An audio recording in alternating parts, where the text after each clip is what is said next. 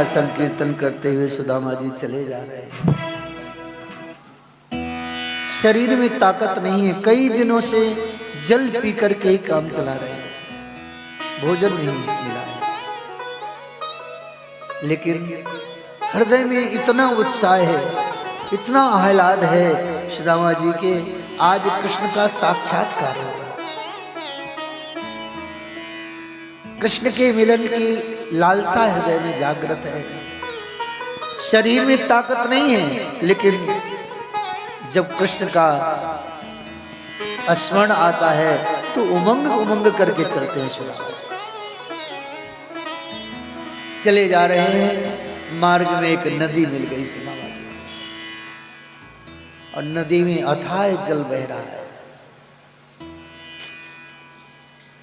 सुदामा जी ने देखा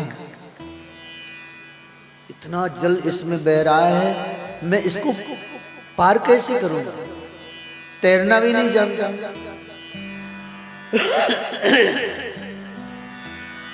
और कहीं कोई नाविक भी नहीं दिख रहा है, कोई मल्लाह हो तो मैं उससे कहूं भैया मुझे पार कर दे, यहां तो कुछ नहीं है, कैसे नदी पार करूंगा। सोचने लगे कि बैठता हूं, थोड़ा देर में कोई नाविक आएगा तो मुझे पार कर देगा। बैठ गए, भगवान के नाम का संकीर्तन करने लगे सुदामा जी। भगवान कृष्ण ने विचार किया, देखो मेरा प्यारा मित्र सुदामा मुझसे मिलने आ रहा है और ये नदी पार कर नहीं सकता है।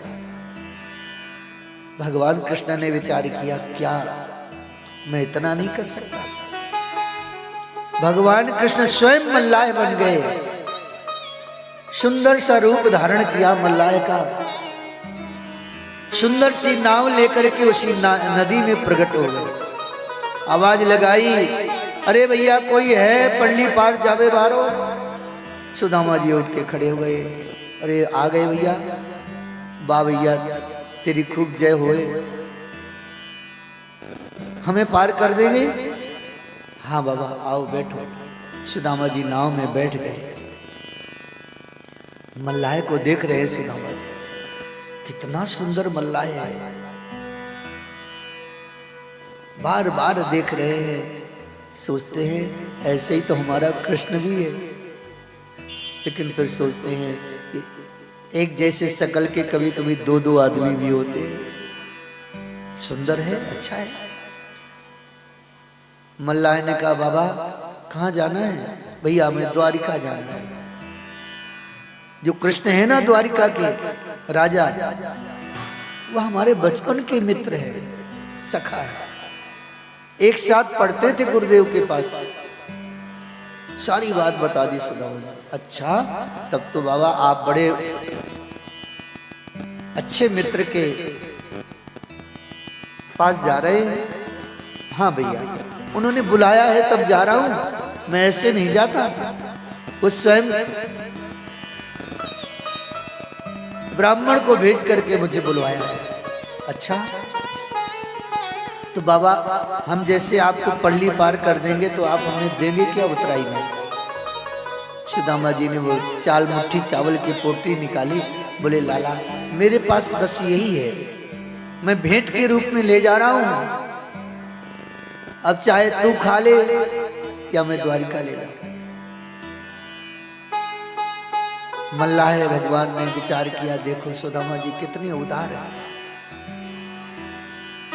कोई बात नहीं बाबा, आप तो नाव में बैठिए, हम आपसे कुछ भेंट नहीं लेंगे, उतराई नहीं लेंगे, बस एक काम करो कि हमें भजन सुना दो। अच्छा ठीक है लाला, भजन तो हम सुना सकते हैं। अब मल्लाह भगवान पतवार चला रहे हैं, सुदामा जी बड़े प्रेम से बैठे हैं, आंख बंद करके नाव चल पड़ी।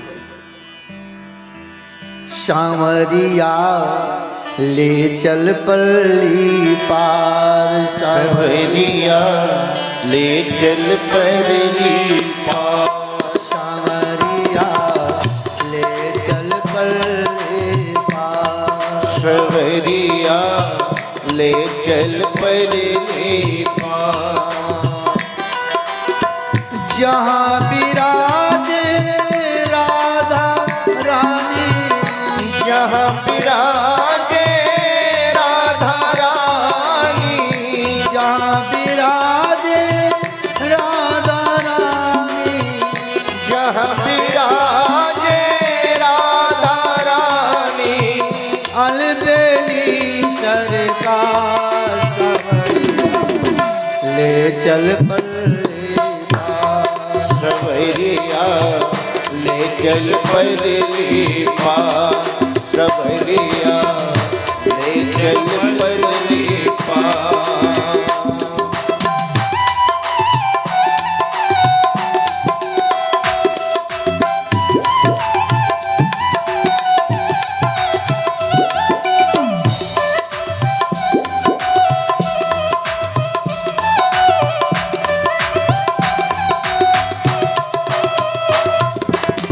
गुण अवगुण सब तेरे अर्पण, गुण अवगुण सब तेरे अर्पण, पाप पुण्य सब तेरे अर्पण, पाप पुण्य सब तेरे अर्पण, बुद्धि सहित मन तेरे अर्पण, बुद्धि सहित मन तेरे अर्पण, ये जीवन भी तेरे अर्पण, ए जीवन भी तेरे अर्पण।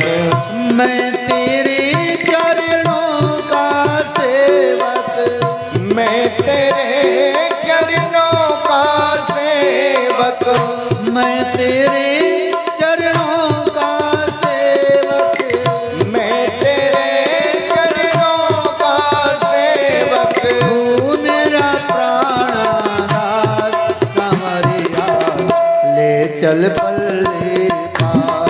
सवरिया ले चल पल्ली पार, ले चल पल्ली पार, सवरिया ले चल पल्ली पार।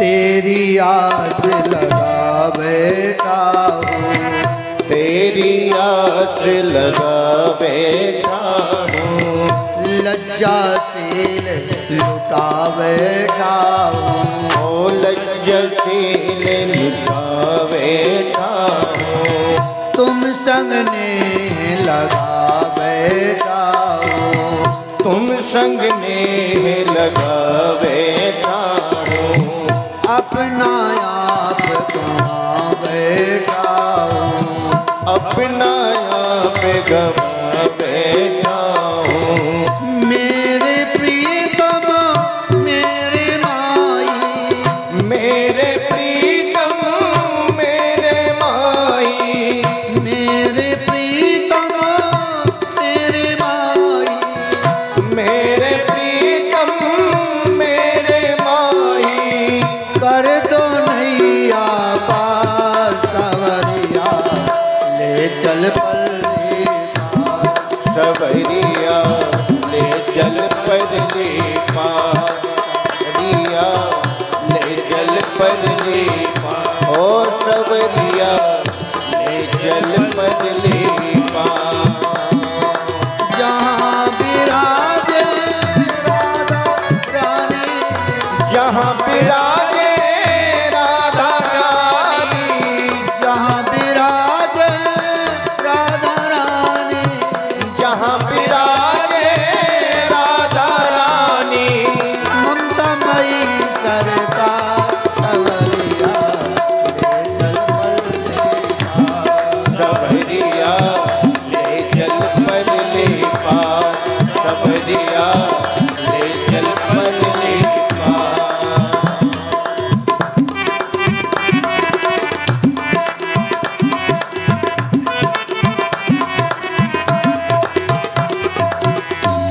तेरे बिन कुछ चाहे नहीं है, हो तेरे बिन कुछ चाहे नहीं है, कोई सूझती राह नहीं है, कोई सूझती राह नहीं है, जग की कुछ परवाह नहीं है, जग की कुछ परवाह नहीं है, तेरे मिलन की आस यही है, तेरे मिलन की आस यही है।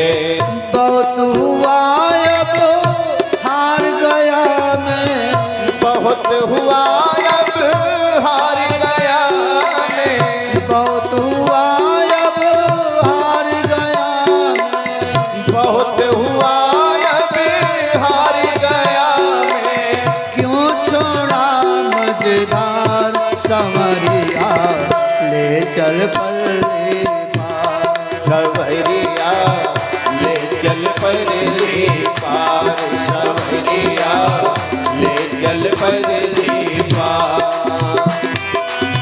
जहाँ विराजे राधा रानी, जहाँ विराजे राधा रानी, जहाँ विराजे राधा रानी, जहाँ विराजे राधा रानी, अलबेली सरकार सवरिया, ले चल पल्ले पार, सवरिया ले चल परले पार, सवरिया ले चल परले पार,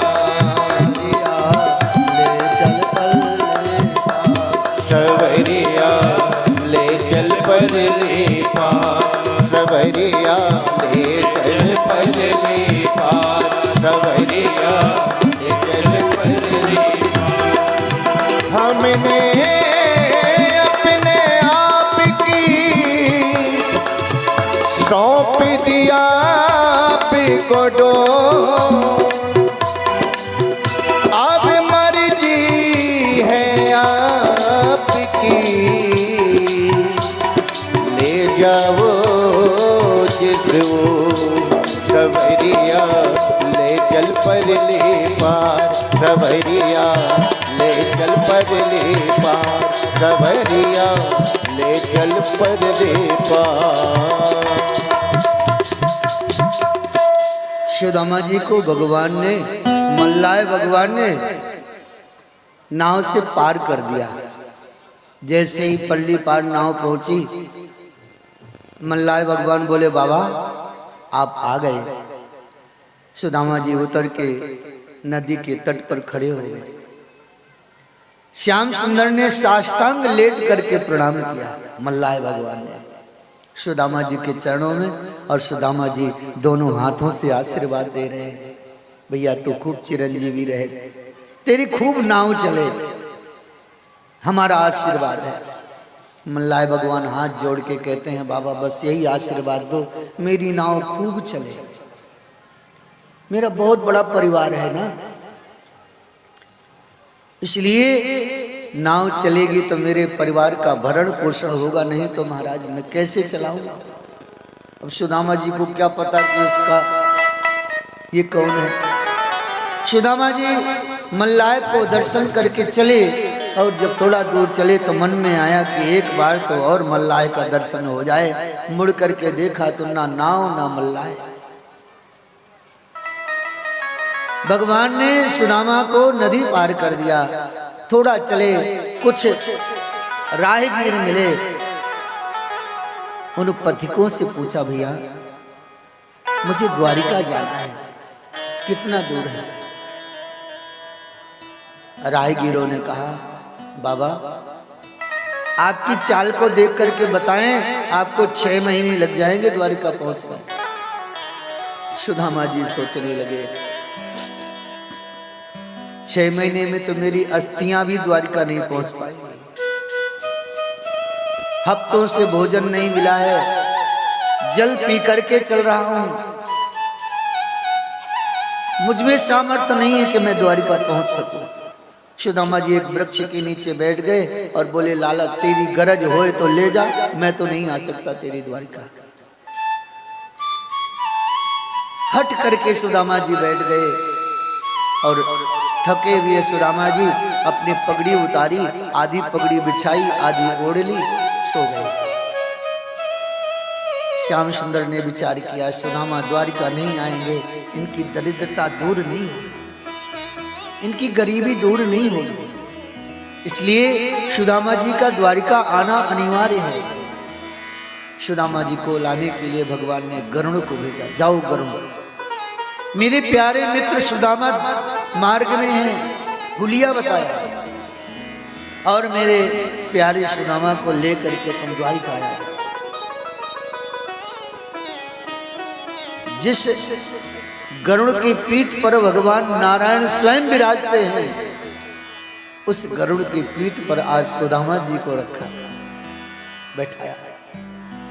सुदामा जी को लेकर के गरुड़ द्वारिका के बाहर, द्वारिका के बगीचे में सुला दिए। सुदामा जी की जैसे नींद खुली, वैसे सुदामा जी महाराज जी ने देखा बड़े सुंदर सुंदर वृक्ष हैं, बड़े सुंदर सुंदर माली हैं। पूछने लगे, भैया ये कौन सा नगर है? मालियों ने कहा, महाराज द्वारिकापुरी। द्वारिकापुरी? भैया मार्ग में वो पथिक मिले थे, वो कह रहे थे कि 6 महीने लग जाएंगे आपको, और हम तो सोए कि सुबह द्वारिका पहुंच गए। ये प्रभु की लीला, प्रभु जाने, अपने को ज्यादा दिमाग लगाने की जरूरत नहीं है, चलो जल्दी कृष्ण से मिल लेते हैं। नगर में प्रवेश कर गए सुदामा जी, द्वारिकापुरी में। सुदामा जी को किसी द्वारपाल ने रोका नहीं है, ये भागवत जी में कहीं भी वर्णन नहीं आया है। विचार करिए, ऐसे उदार भगवान श्री कृष्ण, तो क्या उनके उदार द्वारपाल नहीं होंगे? ब्राह्मण को रोक सकता है कोई? नहीं, ऐसा नहीं हो सकता। कहीं पर द्वारपाल ने रोका नहीं सुदामा जी। लेकिन सुदामा जी जब द्वारिका के अंदर गए तो एक जैसे महल देखे, सब एक जैसे महल। अब सुदामा जी सोचने लगे कि पता नहीं हमारा कृष्ण किस महल में हो। प्रत्येक महल के द्वार पर द्वारपाल खड़े हैं। तो सुदामा जी पूछते हैं, भैया हमारा कृष्ण कहाँ है?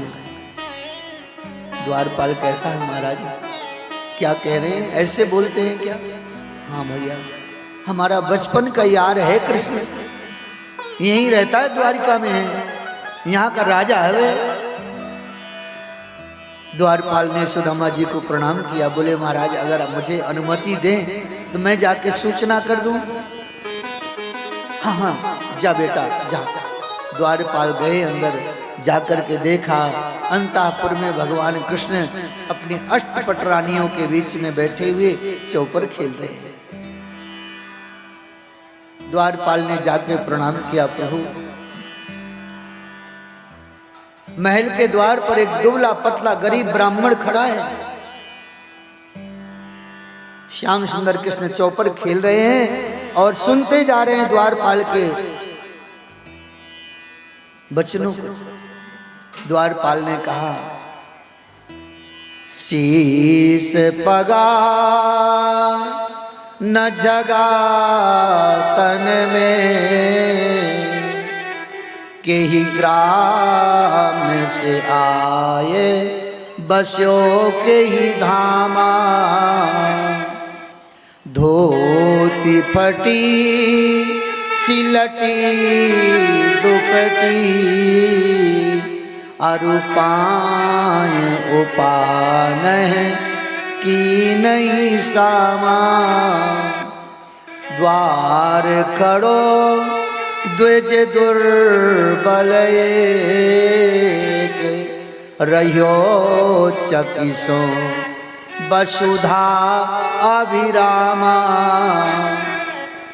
पूछत दीन दयाल को धाम, बतावत आपनो नाम सुदामा।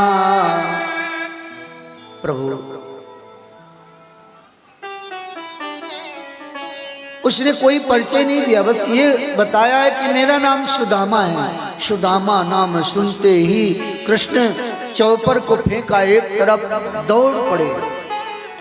कहीं मुकुट गिर गया, कहीं बाजूबंद गिर गए, कहीं पीतांबर गिर गया, कहीं खड़ाऊं पड़ी हैं, और ऐसे भुजा फैला करके जैसे बहुत निर्धन व्यक्ति और बहुत बड़ी संपत्ति लूटने के लिए चल पड़ा हो, ऐसे भगवान कृष्ण सुदामा को लेने चल पड़े। हा सुदामा, हा सुदामा, हा सुदामा।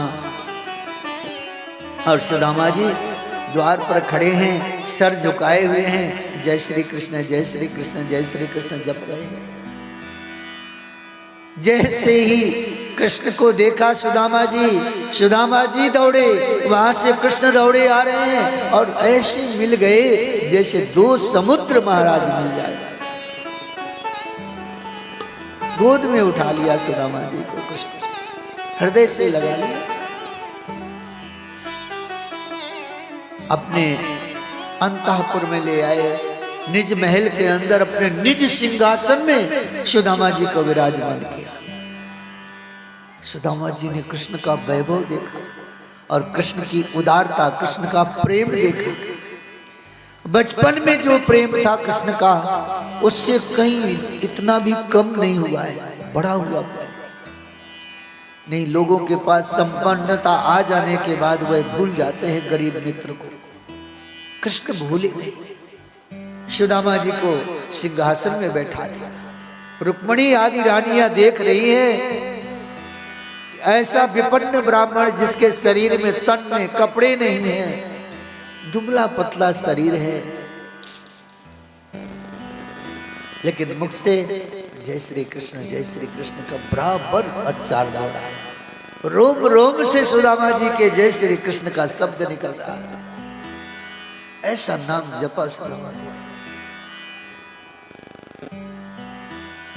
अपना दिव्य मुकुट कृष्ण ने सुदामा जी के माथे पे रख दिया। सुदामा जी बोले, लाला ये सब क्या करने की जरूरत नहीं है। सुदामा जी जब तक द्वारिका में हैं आप, तब तक द्वारिका के राजा तो आप ही हैं, मैं आपका सेवक। सुदामा जी के चरणों को धोने के लिए रुक्मणी आदि रानियों को आदेश किया कृष्ण ने, जाओ जल लेकर के आओ, मैं अपने मित्र सुदामा के चरण धुलूंगा।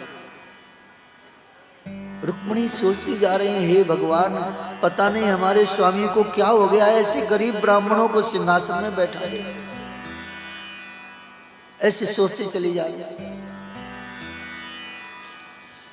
सोने की परात में गंगा जल भर करके लाई है रुक्मणी, रख दिया सामने। श्याम सुंदर ने चरण देखे सुदामा जी के, चरणों को उठाया, अपने गोद में रखा, देख रहे हैं चरणों में अनेकों कांटे लगे हुए, कंकड़ धसे, बीमारियां फटी हुई है, रक्त प्रवाहित हो रहा है। चरणों की तरफ देखते हैं श्याम सुंदर तो लगता है हृदय फट जाएगा, और जब सुदामा जी के मुख की तरफ देखते हैं तो ऐसा लगता है कि इसके जैसा धनवान, इसके जैसा सुखी व्यक्ति संसार में कोई दूसरा नहीं। संसार का सुख मिल जाए तो बहुत प्रसन्न मत होना, संसार की धन संपत्ति वैभव यश कीर्ति मिल जाए बहुत प्रसन्न मत होना। परमात्मा का प्रेम मिल जाए, परमात्मा का नाम जपने का मन करने लगे तो समझ लेना अब हमारे पास संपत्ति आ रही है। अगर भजन में मन ना लगे तो समझ लेना कि परमात्मा हमसे रूठ गए हैं। सुदामा जी बहुत प्रसन्न है, लेकिन सुदामा जी के चरणों को देखा कृष्ण ने,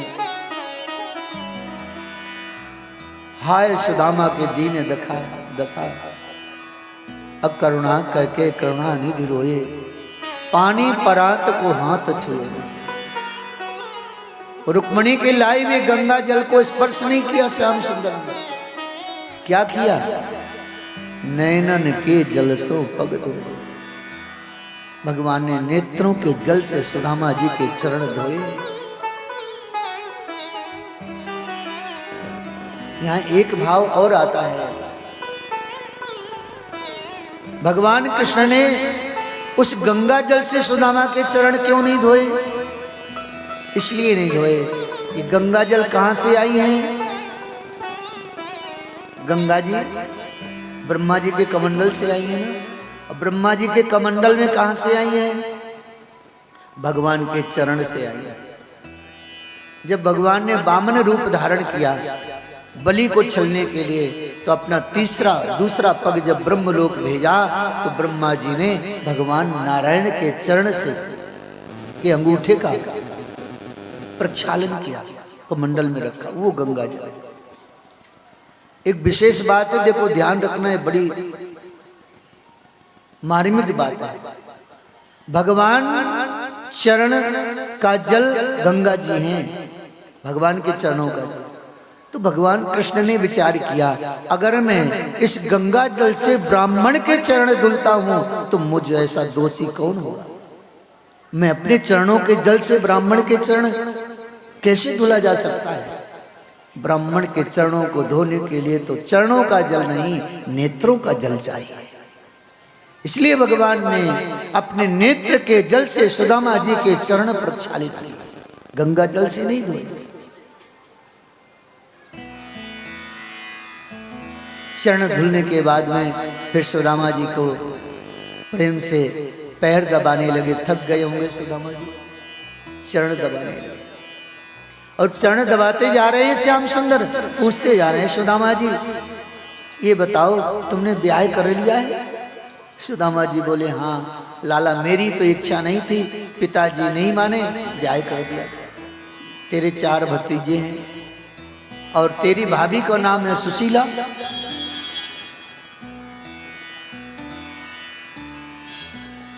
भगवान श्री कृष्ण ने कहा, सुदामा जी आपने ब्याह कर लिया, हमें निमंत्रण नहीं भेजा, हमें बुलाया नहीं। सुदामा जी ने कहा, लाला बुलाने का समय ही नहीं मिला, और समय भी मिला तो गरीबी इतनी कि अब मैं पहुंच नहीं सकता तेरे पास। अच्छा कृष्ण आपने भी ब्याह कर लिया? कृष्ण बोले, हाँ मेरा भी ब्याह हो गया। तेरी पत्नी का क्या नाम है? कृष्ण बोले, कौन सी पत्नी का? सुदामा जी ने कहा, क्या 2-4 पत्नियां हैं क्या तेरी? कृष्ण बोले, 2-4 नहीं और ज्यादा है। तो क्या 100-200 पत्नियां हैं तेरी? नहीं सुदामा जी, और ज्यादा हैं। क्या 1000-2000 हैं? नहीं और ज्यादा हैं। अब तो सुदामा जी कान बंद करके बैठ गए, हे भगवान तो कितनी है तू ही बता। कृष्ण बोले, 16,108 है। अब तो सुदामा जी सोचने लगे, हे भगवान इतने ब्याह किए तूने? हमने एक ब्याह किया तो कहता है कि निमंत्रण नहीं भेजा, और तूने इतने ब्याह किए, 2-4 में ही बुला लिया होता मुझे। कृष्ण बोले, सुदामा जी अवसर नहीं मिला, किसी को निमंत्रण देने का अवसर नहीं बन पाया, तुरंत ब्याह हुए। कोई बात नहीं लाला, लेकिन एक बात बता, इतने ब्याह हुए हैं, खाने पीने की व्यवस्था तेरी ठीक है ना? ऐसा तो नहीं कि वो रुक्मणी सोचती होए कि वो सत्यभामा के यहाँ खा लेते होंगे, सत्यभामा सोचती होए कि वो लक्ष्मणा के यहाँ खा लेते होंगे और तू भूखा ही रह जाता हो।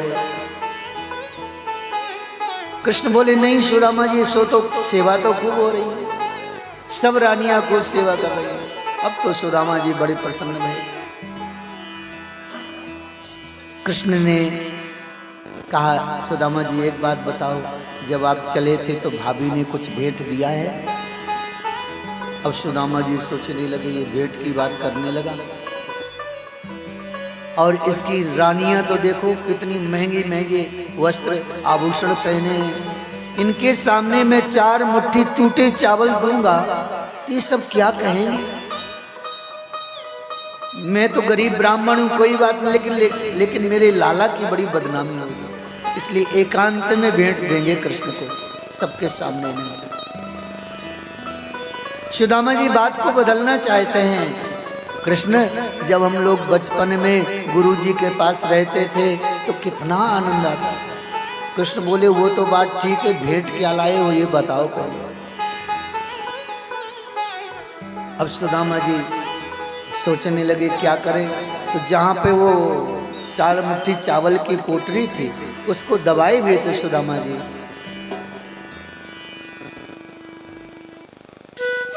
कृष्ण समझ गए कि सुदामा जी का खजाना तो यही है। अब सुदामा जी का खजाना कैसे मिले, तो श्याम सुंदर चरण दबाते दबाते सुदामा जी के हाथ दबाने लगे, और हाथ दबाते दबाते और जैसे ही यहाँ तक पहुँचे तो हाथ को ऐसे उठा दिया, पोटली गिर गई। और जैसे पोटली गिरी, वो तो बहुत पुराना वस्त्र था जिसमें चावल बंधे हुए थे, फट गई पोटली और चावल फैल गए। उन चावलों को कृष्ण ने देखा,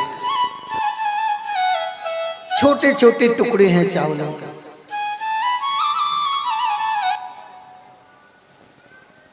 उन चावलों को देख रहे हैं कृष्ण, और देखते हुए उनमें कृष्ण की गरीबी देख रहे हैं, कृष्ण की विपन्नता देख रहे हैं। सुदामा जी की गरीबी देख रहे हैं। कृष्ण ने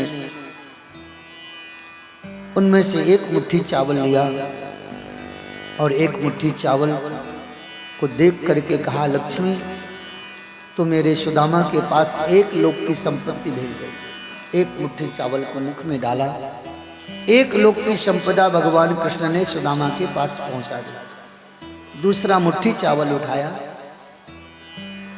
दूसरे लोक की संपदा भी मेरे सुदामा के पास भेज दी, दूसरे लोक की संपत्ति भी भेज दी।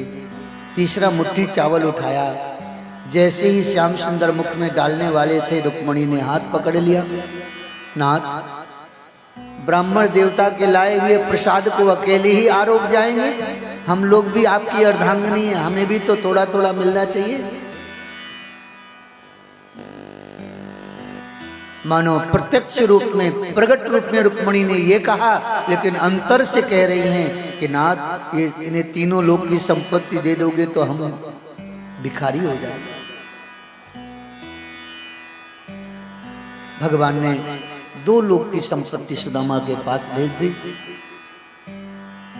56 भोग लगाया गया सुदामा जी को। खूब आनंद पूर्वक रात्रि भर चर्चा परिचर्चा होती रही। प्रातः काल हुआ और प्रातः काल अपने नित्य नैमित्तिक क्रिया को करके सुदामा जी तैयार हो गए और बोले, लाला अब हम जाएंगे। अरे इतना शीघ्र क्यों जा रहे हो? कुछ दिन रहो, शरीर स्वस्थ हो जाएगा। लाला हमारा शरीर स्वस्थ हो जाएगा, लेकिन तेरे भतीजों को पता नहीं कितने दिन से अन्न का दर्शन नहीं हुआ, हम जाएंगे।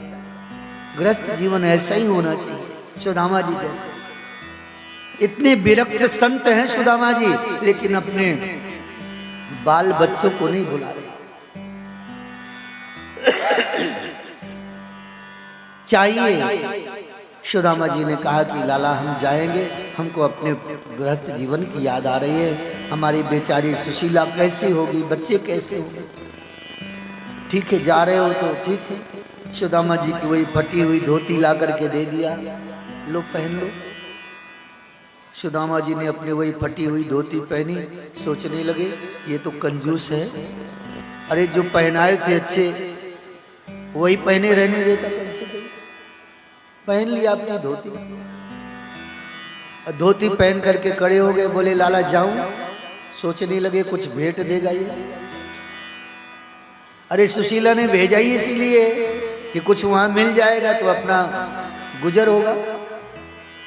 सुदामा जी से कृष्ण ने कहा रुक जाओ, विदाई होगी आपकी। अब तो विदाई की बात सुनी सुदामा जी ने तो थोड़ा प्रसन्नता हुई। कन्हैया ने सभी रानियों को बुलाया, एक साथ सबको खड़ा किया और सब बारी बारी से आ रही हैं, सुदामा जी के चरणों में प्रणाम कर रही हैं। और सुदामा जी खड़े होकर के आशीर्वाद दे रहे हैं, चिर सौभाग्यवती रहो, चिर सौभाग्यवती रहो। आशीर्वाद देते देते सुदामा जी को काफी समय हो गया, तकरीबन 500 रानियों ने प्रणाम किया। अब सुदामा जी का हाथ, दुबले पतले सुदामा जी ऐसे करते करते महाराज ये हाथ दर्द करने लगे। सुदामा जी सीधे खड़े हो गए, बोलने लगे चिर सौभाग्यवती रहो, चिर सौभाग्यवती रहो। अब 100-200 रानियों ने और प्रणाम किया तो सुदामा जी की गर्दन भी, और सुदामा जी सीधे खड़े होके बोलने लगे चिर सौभाग्यवती रहो। 1000-2000 ने प्रणाम किया तो सुदामा जी और ज्यादा थक गए। अब वाणी भी मौन हो गए, खड़े हो गए। कृष्ण आए, बोले क्यों आशीर्वाद नहीं दे रहे हो? सुदामा जी बोले ये बताओ और कितनी है अभी? कृष्ण बोले अभी क्या, अभी तो 3000 ने प्रणाम किया है, अभी 13108 है। सुदामा जी ने कहा भैया लाला देख, इन सबको आशीर्वाद देने में ही हफ्तों लग जाएंगे, मुझे जाना जरूरी है। एक काम कर कृष्ण, सबको एक साथ प्रणाम करवा, मैं सबको एक साथ आशीर्वाद दे देता।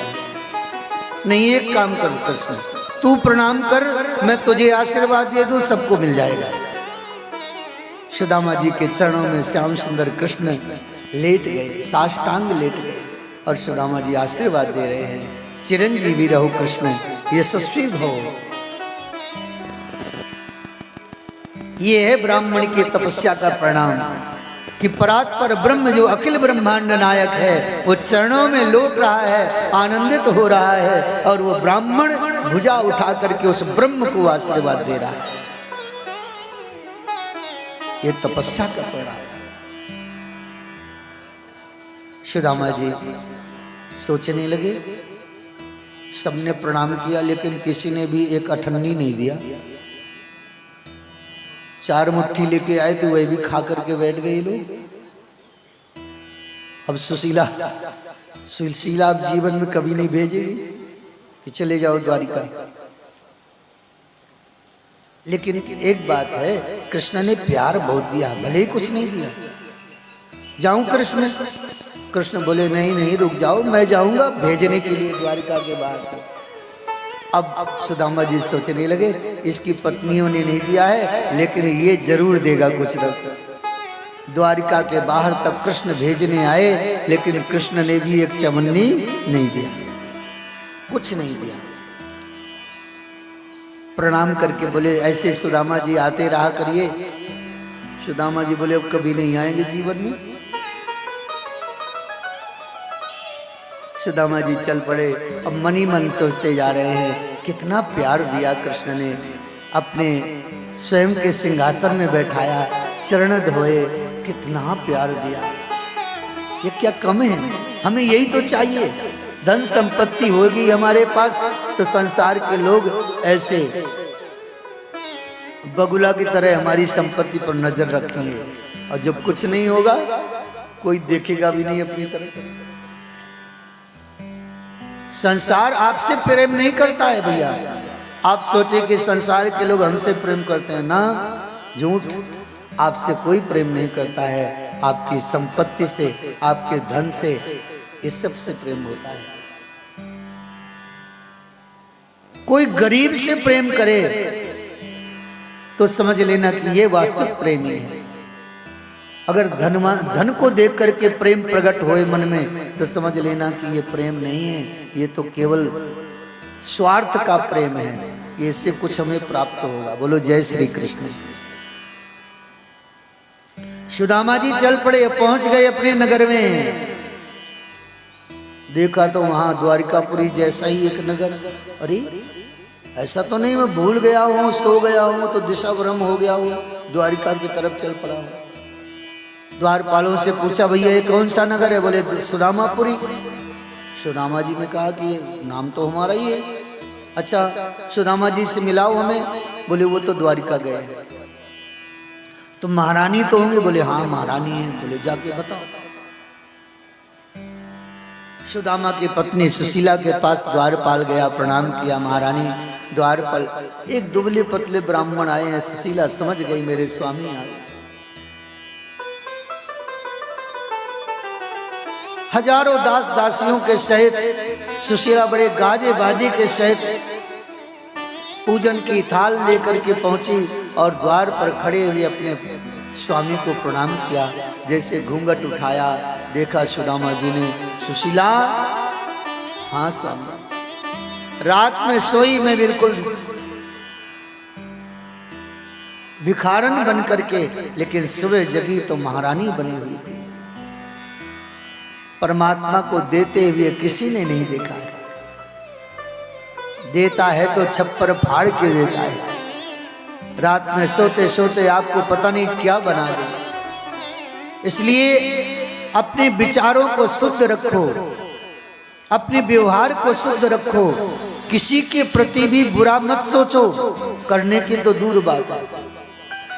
अगर आपके विचार अच्छे हैं, आपके कर्म अच्छे हैं, तो भैया आपके ऊपर कभी कोई संकट या कोई विपदा नहीं आ सकता।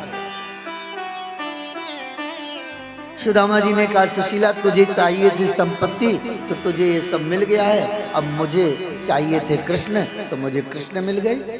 अब तू यहाँ रहे महल में, मुझे झोपड़ी बना दे तो मैं तो झोपड़ी में रहूँ।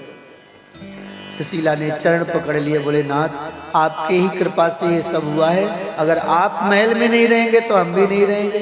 भगवान कृष्ण प्रकट हो गए, बोले सुदामा जी आपको महल में ही रहना है। सुदामा जी बोले लाला तेरा भजन नहीं होगा। कृष्ण ने कहा, देखो सुदामा जी, मेरी दी हुई संपत्ति को प्रसाद समझ करके ग्रहण करो और संसार की जगत की सेवा करो। अगर धन ज्यादा आवे तो निर्धनों की सेवा करो, बल शरीर में ज्यादा आवे तो निर्बलों की सेवा करो। अगर ज्ञान तुम्हारे पास हो तो अज्ञानियों को ज्ञान के द्वारा उनकी सेवा करो। जिस चीज की अधिकता तुम्हारे जीवन में हो, उस चीज का यथा स्थान सदुपयोग करो। ऐसा नहीं बल आ गया है तो हम निर्बलों को सताने लगे, धन आ गया है तो निर्धनों को सताने लगे, ऐसा नहीं। ज्ञान ज्यादा है तो अज्ञानियों का अपमान करने लगे, ये नहीं होना चाहिए। इन सब का सदुपयोग करो। सुदामा जी भगवान को बैठाए, पूजन किया। कृपा की न होती जो आदत तुम्हारी, कृपा की न होती जो आदत तुम्हारी, कृपा की न होती जो आदत तुम्हारी, कृपा की न होती जो आदत तुम्हारी, तो सुनी रहे, तो सुनी रहती अदालत तुम्हारी, कृपा की न होती जो आदत तुम्हारी, कृपा की न होती जो आदत तुम्हारी।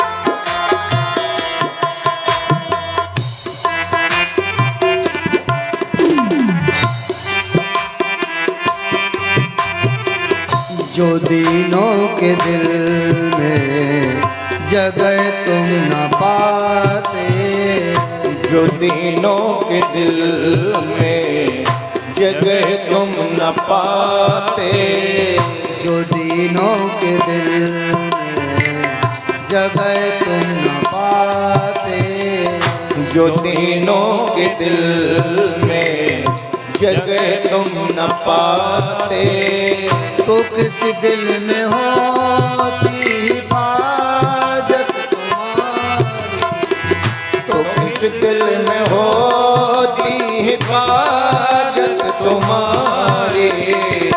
कृपा की न होती जो आदत तुम्हारी।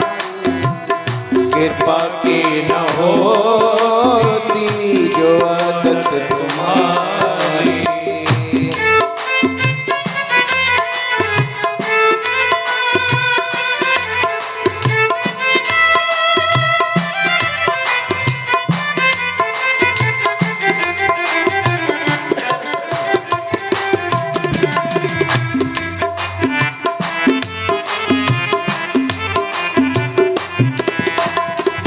गरीबों की दुनिया है आबाद तुमसे।